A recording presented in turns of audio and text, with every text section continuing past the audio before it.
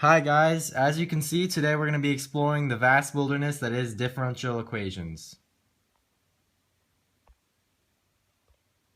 So first of all, differential equation is essentially what it's self-explanatory because all a differential equation is, I guess we have to start it out with an example, is by now we know what a derivative is, and all a differential equation is saying that something like y prime equals x, you know that another form of the derivative of the function is to put it as that. So actually we can explain that. Y prime equals dy over dx, right? Because these are called differentials, and that's where you get the term differential equations.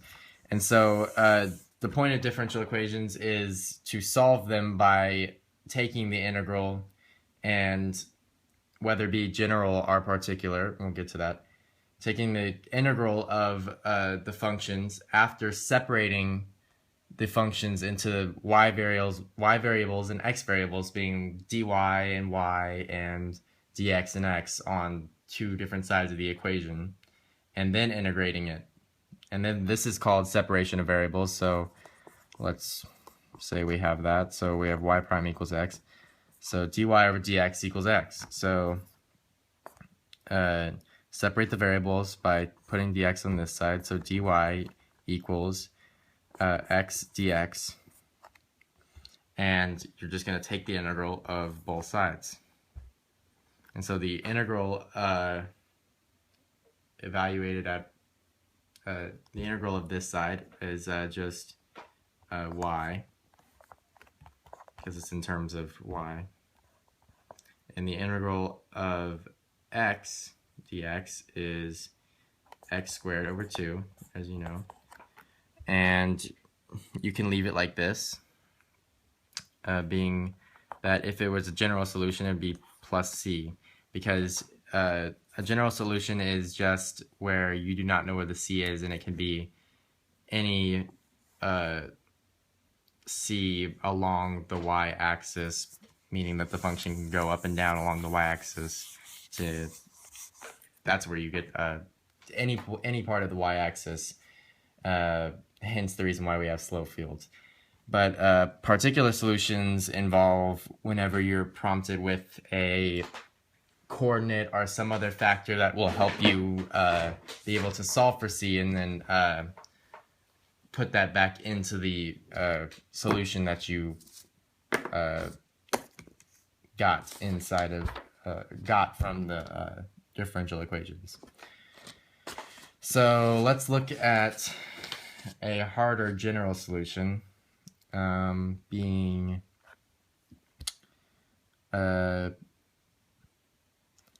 dy over dx equals x squared plus 2 over 3y squared.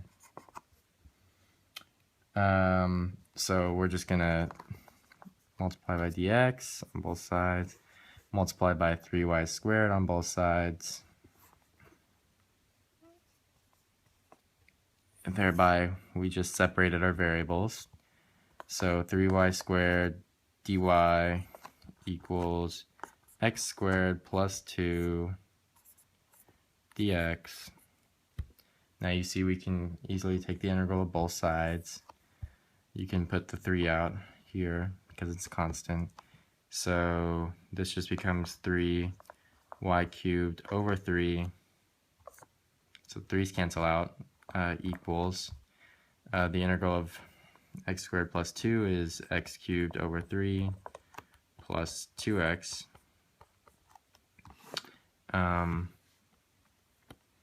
And whenever you're finding a general solution, you know, you could take if it was just y alone, you could take the integral of 3y squared, and it would be y cubed plus c. But you don't want to make it confusing and have two c's on both sides of the equation. So in this case, whenever you're going to have c on this side because it's more of an mx plus b kind of form,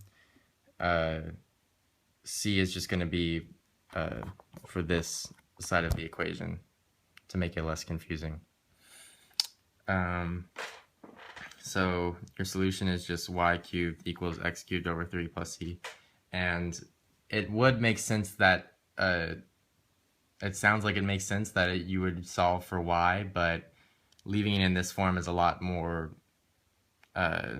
simple, and it's the same, it means the same thing as if you were to solve for y anyways. And now let's look for a particular solution. Let's do dy over dx equals e to the x minus y. Now, for this to be particular, here comes the factors. Y equals 2. So for y equals 2, when x equals 0. So by the properties of the natural, or well, exponent base e, this can become e to the x times e to the minus y, negative y. And so just bring dy dx down. And so now you can divide by e to the negative y, multiply by d to the x. So dy over e to the negative y equals ex dx, e to the x dx.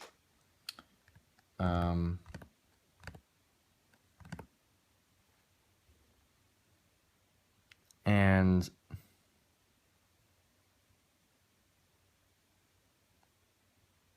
whenever you divide by e to the negative y, you can move this up and just make it e to the y dy, because this is the same thing as if you had moved, whenever you move this up, it becomes negative e to the negative y, so the negatives cancel out because you can bring that negative down due to the properties of e. And so this just becomes e to the y dy, e to the x dx, which taking the integral of both, and you know the integral of e is just e, so e to the y equals e to the x plus c. And so now we know we're going to use this and plug it in. So whenever y equals 2, so e squared equals 0, whenever x equals 0, so e squared equals e to the 0 plus c. E to the 0, or anything to the 0, is just 1, so c equals e squared minus 1.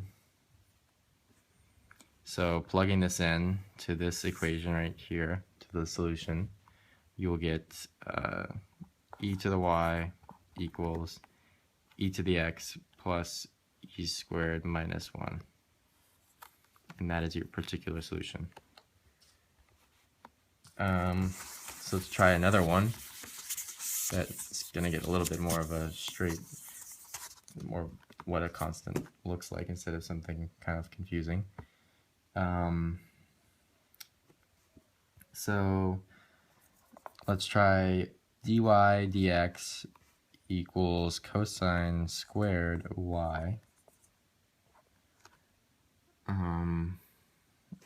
And for y equals 0 when x equals 0.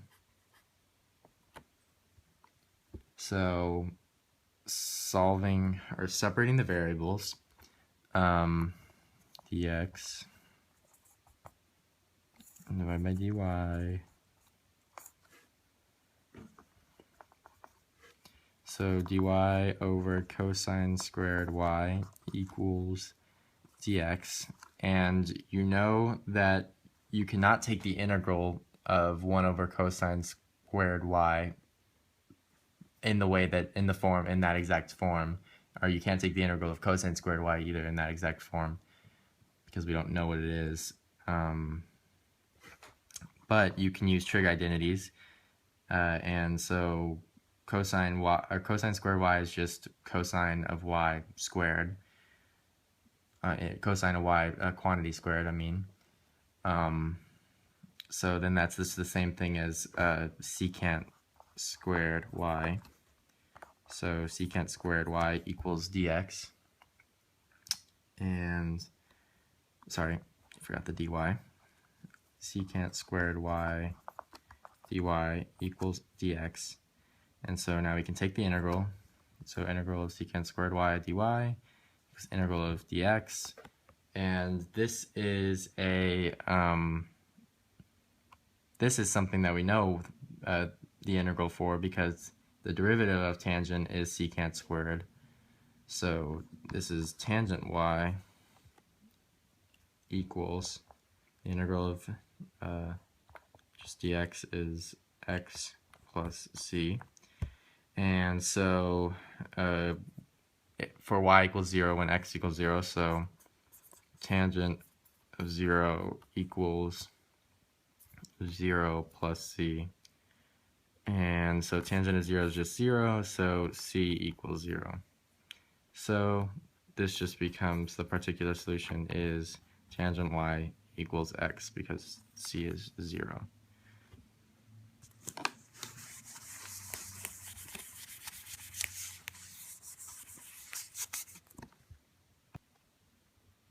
Alright guys, I thought I'd reward you with a very punny goodbye, and make sure you study for your test and ask your teacher if you have any questions.